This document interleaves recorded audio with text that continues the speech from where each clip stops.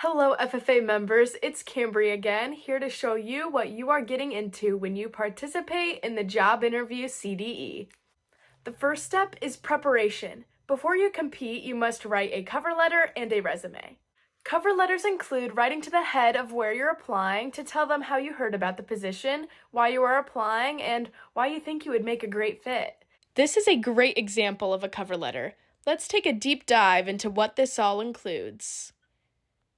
Right off the bat, we can look at some more obvious things, like the fact that it does not exceed 1 page, has an appropriate font size and style, and includes the applicant's information as well as the employer's information at the top in this fashion.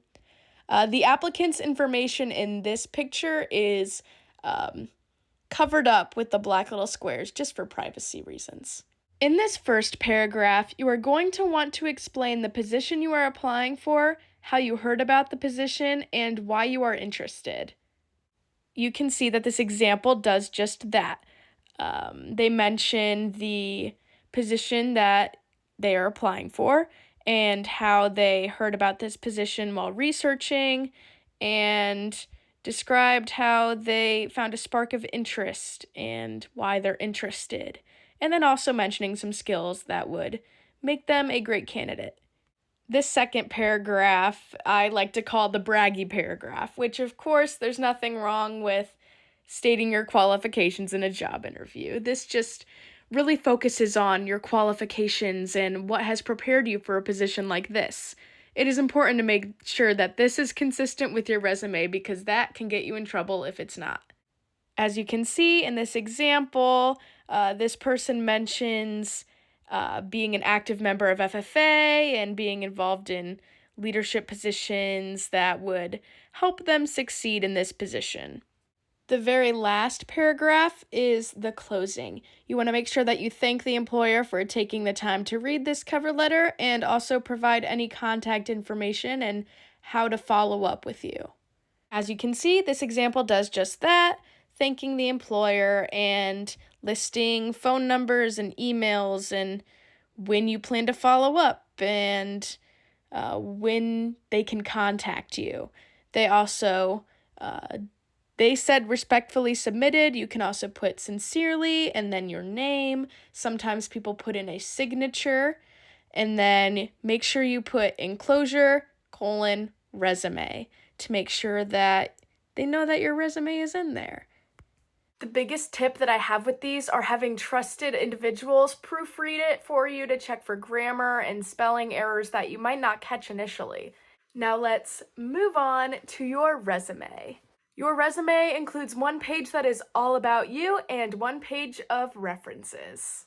Here is a wonderful example of a resume. Again, these black squares are just covering up any personal info for privacy reasons. As you can tell, this resume is very well put together with an appropriate font size and a professional-looking font style. It is also concise and doesn't have too much going on. You have more freedom with your resume than with your cover letter because with your cover letter, you need to have certain things in different paragraphs. However, in your resume, the required information can be in any order. However, you must have your contact info at the top. This is obviously covered up, but just imagine that it has your name, your address, email, phone number, etc. Throughout the resume, you will want to list a career objective, your education, relevant job experience and skills, and you may also include any awards or accomplishments that you feel will make you stand out. You can also see that this applicant listed dates beside every little bullet point. This is actually a really good idea because it can give the interviewer a sense of how long you've been involved and how long you've had these areas of expertise. The references page includes the contact information of a few people that you feel would see you as a good candidate for this position. These are people that have seen you at your best or have even seen you grow from your worst. You would not want to list anyone as a reference unless you feel confident that what they would have to say about you would help you get this job. Just like the cover letter, it is important to have somebody proofread this for you, not just for spelling and grammar, but to make sure that it's easy to read. Both the cover letter and the resume are submitted to judges before the contest date, so do not procrastinate getting those done. During the contest, you will also have a folder with you that you can include anything you want. It is highly suggested that you have a few copies of your resume and cover letter with you to help fill out parts of the application or in case judges ask for extras during the interview itself. Now that the preparation is done, let's move on to the contest day. When you arrive, you will check in and may have to do some waiting for a bit. You will eventually get sent in to fill out a job application. Applications include general information about yourself, and a lot of it you can just copy from your resume. The biggest thing to make sure to do when you fill out this application is to not leave anything blank. If something does not apply to you, then always write N/A. Also, make sure that everything is consistent with your resume. After that process is done, you may have to do a little bit more waiting as you wait for interview rooms to open up.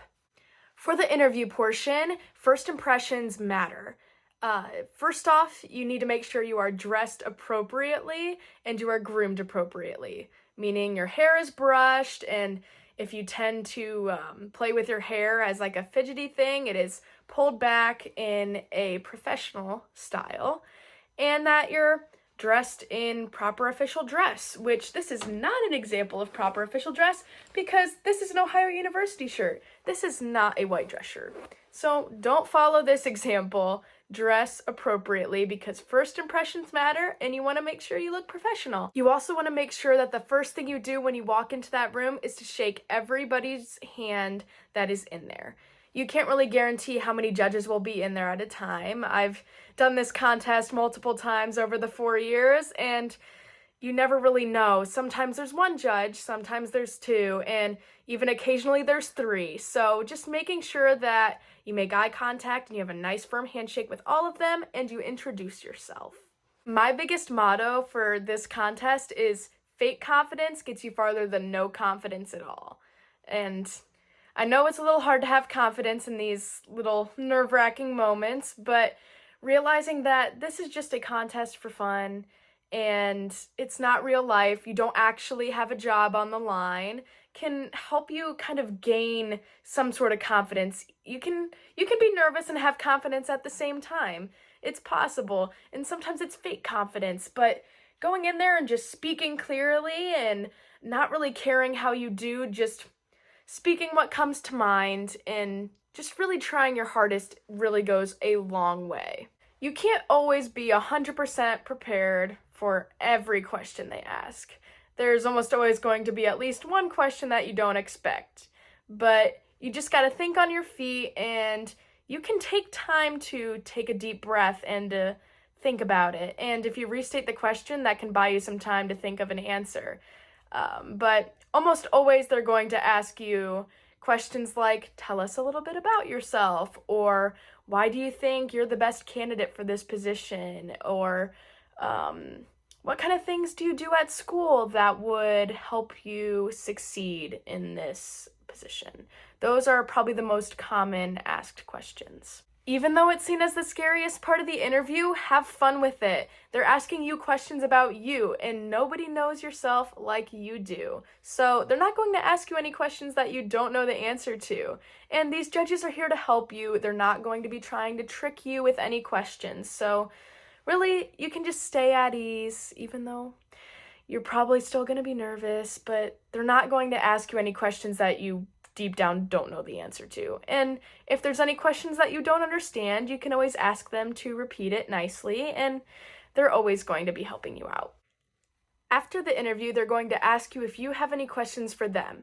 I always like to prepare 2 follow-up questions for the interview. It shows that you've really shown an interest in this position and you're eager to learn more.